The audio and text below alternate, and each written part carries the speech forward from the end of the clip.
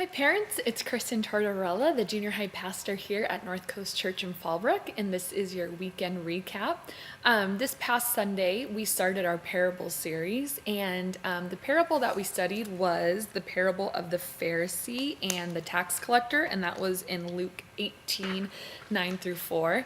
And what we did is we just looked at the overall theme of pride within this parable and looked at a couple things that we talked about who the Pharisees were and how they were seen in society. They were well-respected religious leaders, but they were self-righteous and pious at the same time.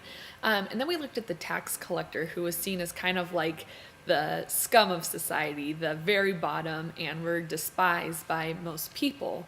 And both of the guys go into the temple, and we just looked at the difference in attitude between the top dog, the Pharisee, and the very lowest of the low, the tax collector, and how the tax collector, even though he was considered a sinful guy, was so broken over his sin, whereas the Pharisee was thanking God that he wasn't a Pharisee, or wasn't a tax collector, or wasn't a Gentile, or wasn't a Roman, and was saying this, proclaiming this self-righteous prayer that really wasn't a prayer. It was just mostly to boost his own ego and have others see him in a good light.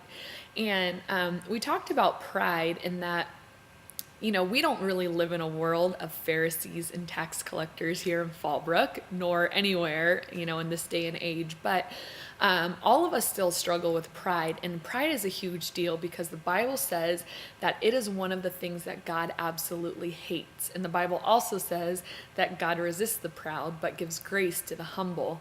And so we talked about, well, how does pride show up in our lives? The tax collector was there just so broken over his sin, and how does pride show up where we are, where we live? And we talked about a few different things. How, number one, if we look at someone and don't like them because of the way they look, or they don't dress like us and our friends, or they don't listen to the kind of music we listen to, or they go to this school or they go to that school, or they're homeschooled, or they're whatever it might be, you fill in the blank, that is huge. That's a huge sign that we have a pride or arrogance issue in our own life, because who are we to say that people should be living up to our standard of what we think is cool?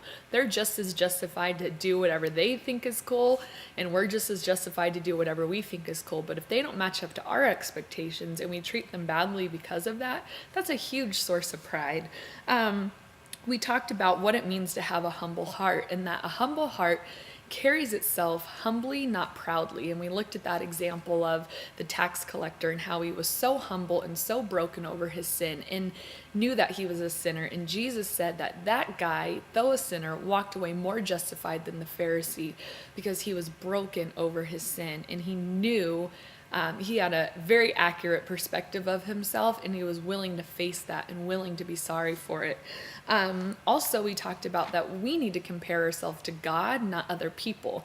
The Pharisee was comparing himself to the tax collector, saying, I'm so glad I'm not like him, whereas the tax collector was comparing himself to God's standard and saw himself as nothing because of that. And the third thing we talked about is a humble heart celebrates what God has done, not what we have achieved. It's all about what God has done. And so I asked the students to spend some time in prayer and ask God to bring to light those areas of pride or arrogance that they need to work on. And I said, if you think you don't have a pride issue, chances are you probably do, because we all have an area where we might not even realize it, but there's a sense of pride there. So some great questions to ask your students is just kind of have them recap the story for you and make sure that they really understood it. Like, hey, what was up with the Pharisee and the tax collector? Why was Jesus favoring the tax collector over the Pharisee, who was like this religious leader? And also ask them, like, what areas of pride do you think you have in your own life, and how can you work on those? How have you seen yourself acting arrogantly without even realizing it? So I hope this helped, and I hope it sparked some great conversation, and we'll see you guys next week.